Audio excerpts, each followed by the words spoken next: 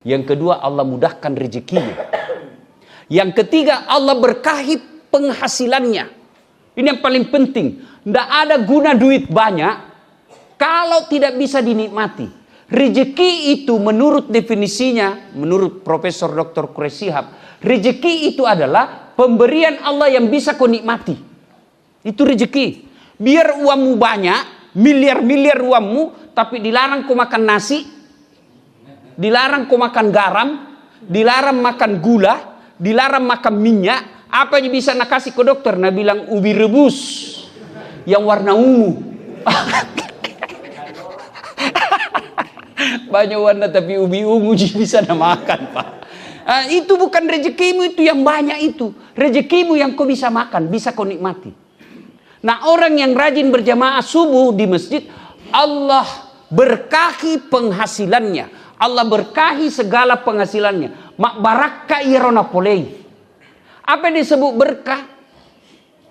Berkah itu kita lihat, enggak kaya gitu. Mobilnya biasa-biasa ji. Tapi ikorban itawa satu sapi. Itulah yang disebut penghasilannya berkah. Alhamdulillah. Alhamdulillahirabbil alamin. Wa bihi nasta'inu ala umurid dunya waddin. Asyhadu an la ilaha illallah wa asyhadu anna Muhammadan abduhu wa rasuluh. Allahumma salli ala sayyidina Muhammad wa ala alihi wa sahbihi ajma'in. Amma ba'd. Ibu bapak, saudara-saudara sekalian yang saya hormati, melihat adik MC tadi, saya teringat masa kecil saya. Seperti inilah saya. Waktu SD, SMP, saya sudah berdiri di mimbar. Saya sudah mulai dipercaya untuk jadi MC. Hidup saya di kampung sangat susah. SMP saya pulang sekolah tidak pulang ke rumah. Saya lanjut ke PK Bata namanya. Jarak dari sekolah saya itu kurang lebih 11 km. Nunggu PT-PT. Ada PT-PT kita sampai, kemudian masuk ke Sulengka namanya, kampung itu. 5 km. Itu yang susah. Tidak ada PT-PT. Maka jalan kaki lah kita. Belum makan siang. Usia saya SMP. Jalan kaki menuju ke Sulengka untuk kerja sawah, bantu bapak saya yang menginap di sawah. Bikin rumah-rumah kecil, nginap di sawah. Yang saya ingat betul kalau saya sudah selesai salat maghrib, ibu saya itu menunggu saya. Karena ibu saya juga tinggal di sawah. Selesai salat maghrib pulang. Jalan kaki 5 kilo. Bukan jalan aspal, tapi jalan yang ada batu cadasnya. Karena takut sepatu rusak, maka saya gantung sepatuku di sini, saya ikat, saya gantung.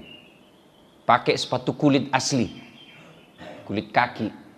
Jalan 5 kilo ke PK Bata, tunggu mobil untuk balik ke kampung saya Desa Bungi. Kadang-kala sampai di rumah jam 10. Tidak langsung tidur, masih belajar. Saya tidak pernah membayangkan hidup saya bisa seperti ini. Tapi Allah kasih hadiah. Sebab apa? Sholat subuh di masjid. Tidak mungkin Allah sengsarakan hidupmu kalau kau rajin berjamaah. Tuhan apa yang kasih susah hidupnya hambanya, yang hamba tersebut selalu berjamaah di masjid. Tidak ganggu orang. Padahal Allah Maha Pengasih, Allah Maha Penyayang, Allah Maha Pemberi. Tuhan apa yang kasih susah hambanya yang kalau dia baik agamanya? Cuma dites kau dulu. Dikasih, diuji kau dulu. Apa betul kualitas imanmu 24 karat? Apa betul imanmu mantap, maka diuji dulu. Dalam Al-Quran, salah satu firman-Nya, setelah kau beriman kepadaku, kata Allah, apakah kubiarkan kamu? Tidak, kuuji kau dulu. Ujiannya itu, datang kau sholat subuh berjamaah di masjid. Allahu Akbar. Sepanjang jalan saya lihat orang datang ke masjid. Apa yang diharapkan itu, Pak? Kecuali imannya yang baik. Saya jauh-jauh, ada lagi lebih jauh, Jalan Bulu Ina. Jam 4 sudah tinggalkan rumah. Bukan mau ketemu artis, bukan mau dapat door prize, bukan mau dapat undian, tapi datang berjamaah di masjid. Apa panggilannya kalau bukan iman? Tidak ada hadiah. Syukur-syukur nanti ada sarapan bersama kalau selesai ini. Iya tuh. Apa panggilannya kecuali iman? Kita datang ke masjid jauh-jauh. Itu bukan akal bicara. Tapi apa yang bicara? Iman. Masa sih Allah sengsarakan hidupnya orang yang begini? Masa sih Allah persulit hidupnya orang seperti ini?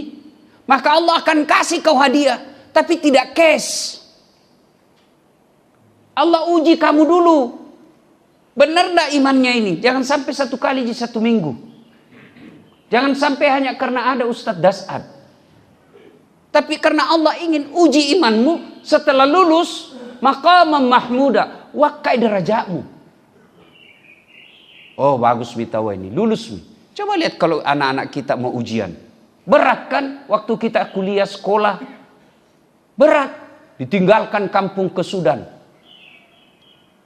Sampai di sana makan ala kadarnya. Sampai di sana tidur ala kadarnya. Membaca kitab.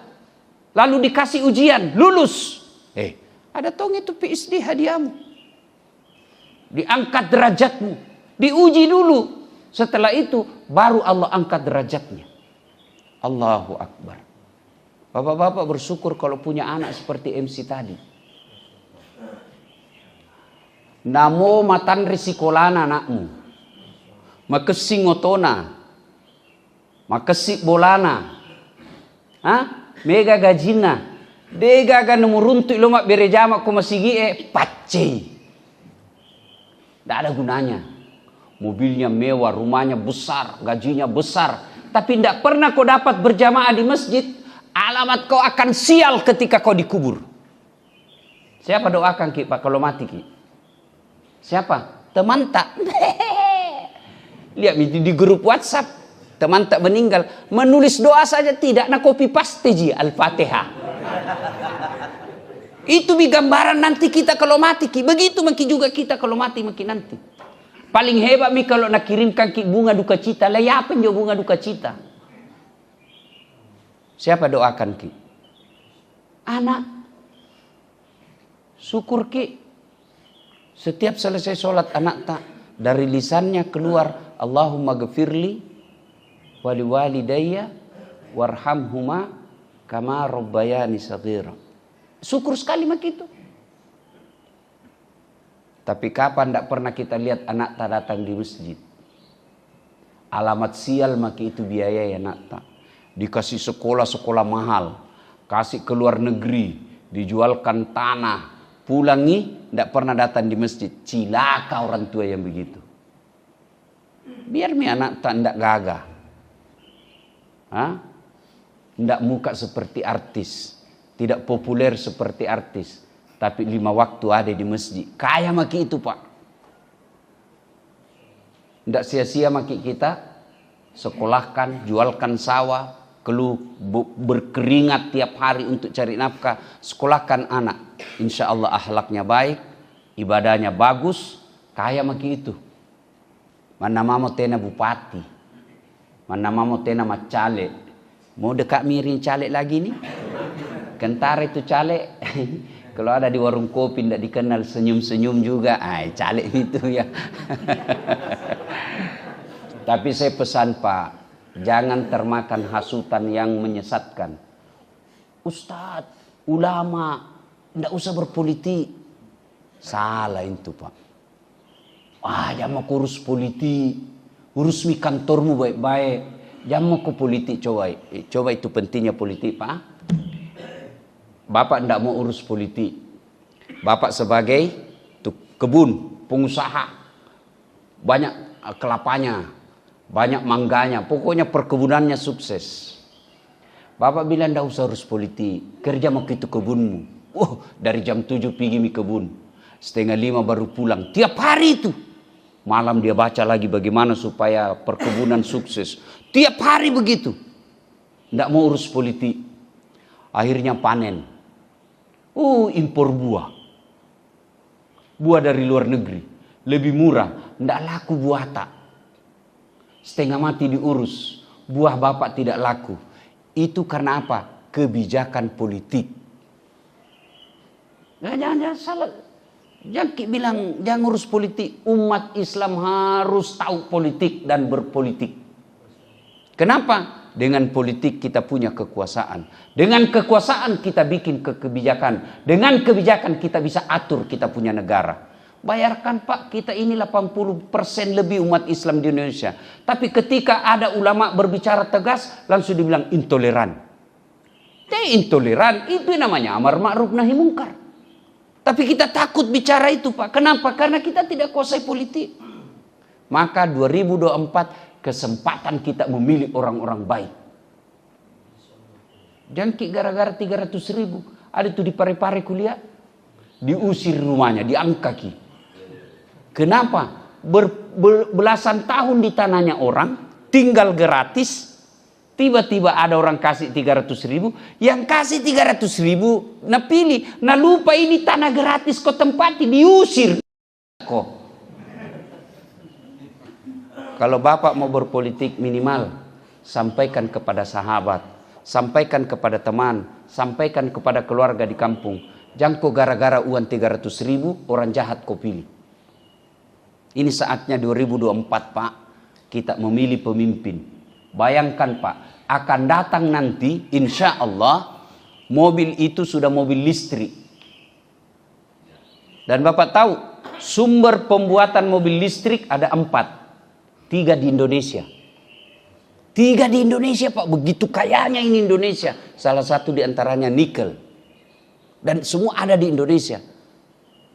Saya baru-baru pulang di Taiwan. Adik-adik, kau tahu Ji Taiwan? Kau tahu Ji? Antang belok kiri lagi. Wah, datang ceramah Pak. Masya Allah Ustaz. Di sana putih-putih orang semua. Tapi susah cari orang berjenggot. Tidak ada orang kumis laki-laki Pak. Ku bilang sama itu timku, kalau dapat kau laki-laki berkumis ku kasih kau hadiah. Tidak nih gapo Pak. Masya Allah. Tabligh akbar saya di sana. Saya bilang andai saja negara kita diurus dengan baik, tidak ada bangsa Indonesia pergi cari nafkah sampai ke Taiwan.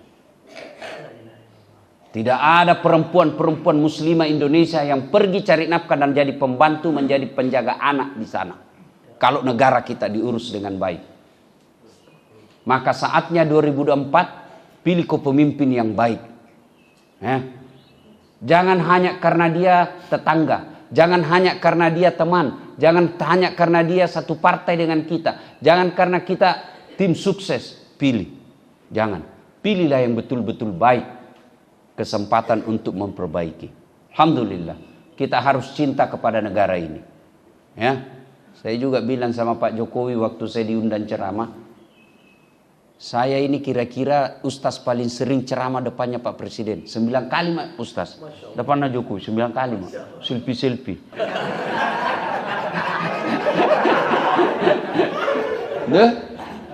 Saya bilang sama di depan Presiden. Tidak ada rasanya negara seperti negara kita. Di Malaysia Pak, Bapak mau ceramah. Biar alumni Sudan kalau tidak dapat permit izin dari kerajaan tidak mungkin Bapak bisa ceramah. Mau bangun masjid, biar banyak uangmu, tidak mungkin kau bangun masjid kalau tidak ada izin dari kerajaan. Coba kalau kita di sini artis hijrah baru 2 bulan belajar agama, banyak kafir lagi Pak. Itu jadi ceramah mikir kanan. Mau bangun pesantren di Malaysia, di Saudi, tidak mungkin kau bisa bikin pesantren tanpa izin dari kerajaan. Di Indonesia ada rumahmu di Bukit Baruga kosong, kasih kumpul anak menghafal Quran, jadi lagi rumah hafal Quran. Tidak ada izinnya. Coba di Indonesia, luar biasa nikmatnya di sini, Pak. Maka kita bersyukur kepada Allah dengan cara apa? Pilih pemimpin yang baik di 2024 kelak. Yang kedua, ini kita sholat berjamaah. Alhamdulillah, adik-adik kita ada 6 rukun iman. Berapa, Dek? Tuh? Oh, 6, tahu 6. Satu di antaranya beriman kepada hari akhir. Bapak datang ke sini, itulah panggilan iman. Bayangkan jauhnya itu. Dari ujungnya itu Pantai Losari, dekatnya Pantai Losari, datang ke sini. Itu panggilan iman. Karena kenapa? Karena kita percaya ada di hari akhirat kelak. Di akhirat kelak itu 2 ji tempat, bos. Kalau bukan surga, neraka. Itu di tempat tak. Tidak ada tengah-tengah. Surga, neraka. Apa yang membuat orang masuk surga dan masuk neraka? Bukan karena amalnya, bukan karena tidak ada dosanya. Orang masuk surga itu bukan karena tidak ada dosa. Kalau orang masuk surga karena tidak ada dosanya, tidak ada isinya surga kecuali Rasulullah Muhammad SAW. Mana ada orang tidak ada dosanya di sini? Ini di depanku. Buka banyak dosanya semua ini. Ini Pak Hayat. Tanjana di gamisna dia. Gaya la tonji, Pak. Tapi jago togi dia intimidasi saya tidak ada nggak sampai di sini. Padahal tidak bisa, Pak, itu sebenarnya ceramah subuh. Nah, intimidasi, Kak. Langsung sebarkan playernya. Ada belum video CC dah sebarkan nih, karena harus milih karena datang kita bilang kita itu Ustaz Pabote. Bayangkan, tidak ada orang tidak ada dosanya, Pak. Jangankan kita yang tinggal di Bukit Baruga, kadang-kala istri tak minta uang, dia bilang, tidak ada, biar bau-baunya ini, tidak ada, mi. Padahal sembunyi di kaos kakinya. Ya, banyak dosa kita, Pak. Allahu Akbar. Mana ada orang tidak ada dosanya? Jangankan kita manusia biasa, para nabi dan rasul pun ada dosanya. Nabi paling pertama Nabi Adam. Apa dosanya? Dia makan buah khuldi. Turun lagi ke belakang Nabi Nuh. Berdosa juga, gagal didik anaknya. Coba, itu para nabi. Apalagi kita. Jadi apa yang membuat orang masuk surga? Ditimbang injo amalkah? Ditimbang kebaikannya, mana lebih berat dosanya daripada amal kebaikannya. Timbang punya timbang. Itu manfaatnya sholat subuh. Ada sholat sunnah 2 rakaat sebelum sholat subuh. 2 rakaat ji, 2 ji. Tarawih kan 8 sampai 20. Dapat tomaki 20 rakaat, imamnya panjang tompa. Dan bilang, toba mau pergi sana, tidak mau pergi tarawih lagi. Dan bilang, ini 20 rakaat baru panjang. Al-Baqarah baca sampai habis rakaat pertama. Ini tidak, Pak. 2 rakaat saja sebelum subuh, apa ganjarannya Allah kasih, Ki? Lebih berat dunia dan isinya. Bayangkan, ada punya tanah di sini. Kira-kira ada di sini Ustaz Fahru Rosi, ada di dalam kompleks ini punya tanah 50 hektar. Pengusaha dari Papua. Ada kira-kira tanah 50 hektar di kompleks ini? Tidak ada, Pak. Tidak ada toh. Tapi dengan sholat sunnah 2 rakaat sebelum masuk waktu subuh, Allah kasih kau dunia lebih besar daripada dunia dan isinya. Allahu Akbar. Makanya itu, kalau mau pergi sholat subuh, nagoda itu setan. Sebentar pi, dekat je lagi rumahmu. 4 kali jago melangkah sampai mako. Sebentar pi. Supaya apa? Supaya bapak tidak sholat subuh itu. Sunnah sebelum subuh. Allahu Akbar. Maka, ketika ditimbang pahala itu, itulah yang kasih berat. Yang berikutnya, yang memperberat amal kita di akhirat kelak, salawat. Mas salawat kalau rinabita. Allahumma salli ala Sayyidina Muhammad wa ala Sayyidina Muhammad. Maka sambil nunggu waktu subuh, bapak tidak usah dulu. Kalau perlu tutup itu, jangki buka ki begini. Karena kalau dibuka ki masuk WhatsApp. Pasti nak bilang saya tengah. Buka ki. Undangan warkop itu. Itu godaan setan. Maka ditutup begini. Kalau perlu simpangi di mobil. Supaya dia tidak menggoda kita. Nah, masuk waktu subuh. Nunggu kita 2 rakaat. Belum qaumat. Itu kesempatan bersalawat.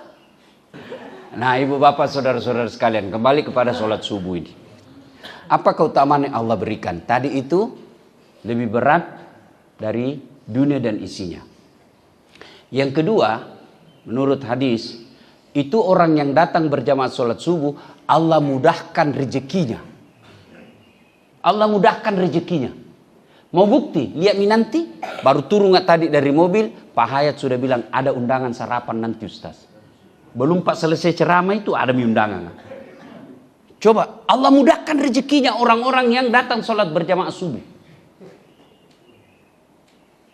Saya kasih contoh ya. Ini bukan mau sombong. Itu mobil saya pakai. Kira-kira di Makassar baru 2. Paling banyak 3. Dan hebatnya bukan saya beli. Apa? Kalau Allah, itulah yang disebut Allah mudahkan rezekinya. Saya pergi umroh. Namanya kalau mau rezeki. Saya mau pergi kamar. Tiba-tiba ketemu ada pengusaha di Jakarta yang punya itu gedung Centennial.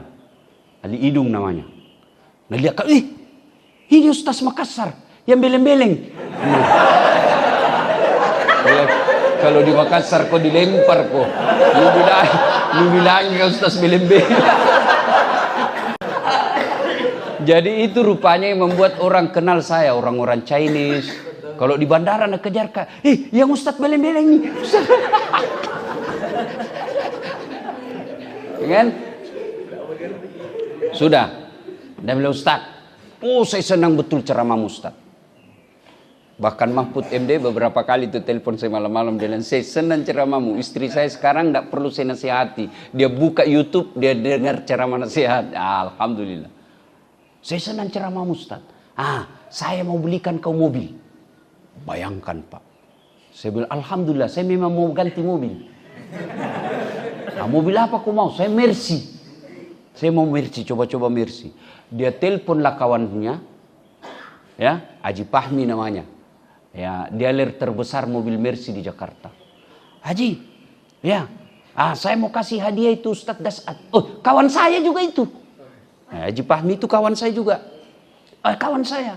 Kau kasihlah mobil Mercy sesuai apa maunya. Pulang aku bilang mana yang paling baik di sini. Karena bilang yang dia mau, dia tidak sebut toh. Bilang, Haji mana yang baik? Ini yang produksi baru ini Ustaz. Tidak ada duit Pak. Itulah yang dimudahkan. Allah mudahkan rezekinya. 1. 2. 1 tadi itu ada pahala dikasih kok lebih berat daripada dunia dan isinya. Yang kedua, Allah mudahkan rezekinya.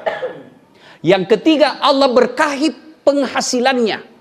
Ini yang paling penting. Tidak ada guna duit banyak kalau tidak bisa dinikmati. Rezeki itu menurut definisinya, menurut Profesor Dr. Quraisyihab, rezeki itu adalah pemberian Allah yang bisa kau nikmati. Itu rezeki. Biar uangmu banyak, miliar-miliar uangmu, tapi dilarang kau makan nasi, dilarang kau makan garam, dilarang makan gula, dilarang makan minyak. Apa yang bisa nak kasih ke dokter? Nak bilang ubi rebus yang warna ungu. Banyak warna tapi ubi ungu bisa nak makan Pak. Itu bukan rezekimu, itu yang banyak itu. Rezekimu yang kau bisa makan, bisa kau nikmati. Nah, orang yang rajin berjamaah subuh di masjid, Allah berkahi penghasilannya. Allah berkahi segala penghasilannya. Mak barakah irona polei. Apa yang disebut berkah? Berkah itu kita lihat, tidak kaya jitu. Mobilnya biasa-biasa ji. Tapi ikorban tahu 1 sapi. Itulah yang disebut penghasilannya berkah. Tidak kaya itu orang, pulang bisa di umroh. Nah, ini yang agak susah. Promosi umroh, kedua Kak di sini Pak Hayat. Yang mana dipromosikan ini Pak Hayat? Kasih itu sih ceramah kita tidak ada tuh. Kita tidak biasa-biasa penghasilannya. Tapi tahu.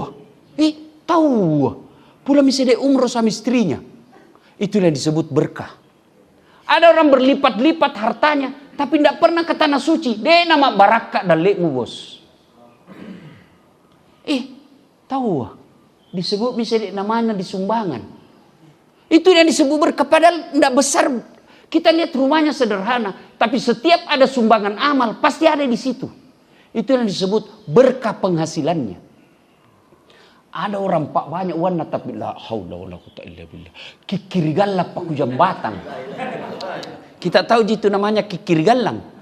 Paku jambatan, gagak susah sekali keluar warna. Natarik warna, lewat celengan pak, natarik dompet. Kasih masuk. Nah pilih itu yang paling kecil.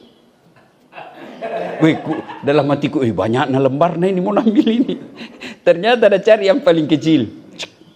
Sudah masuk celengan, ditepuk pundaknya dari belakang anak muda. Pak Haji, hebat tahu ini anak muda, 100.000. Masuk. Kasih masuk celengan. Pas masuk celengan, Nabi bilang anak muda kan, Nabi bilang itu pak, uang tak tadi jatuh dari dompet. Nabi bilang, masuk di dompet, masuk di celengan. Begitu sekek nada tagi panitia pak. Nabi bilang salah masuk ini pak. Ini yang disebut kikirigalang paku jambatan. Allahu Akbar. Bapak-bapak yang bagus rumahnya, memang mobilnya. Kira-kira kalau bapak meninggal, siapa yang pakai itu mobil tak? Siapa? Anak mantu. Ibu-ibu ini yang dengar di rumah, yang banyak emasnya. Kira-kira kalau ibu-ibu meninggal nanti, yang ibu-ibu di sebelah. Kalau ibu-ibu meninggal, siapa yang pakai emas tak? Anak enggak, istri kedua pak. Maka penghasilan yang berkah itu digunakan fisabilillah. Karena matahari sudah terang, bapak juga mau pergi kerja.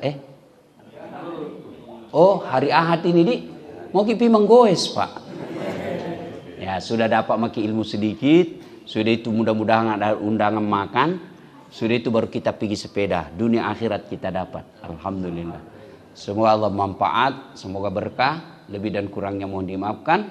Usikum wa nafsi bitaqwallah. Assalamualaikum warahmatullahi wabarakatuh.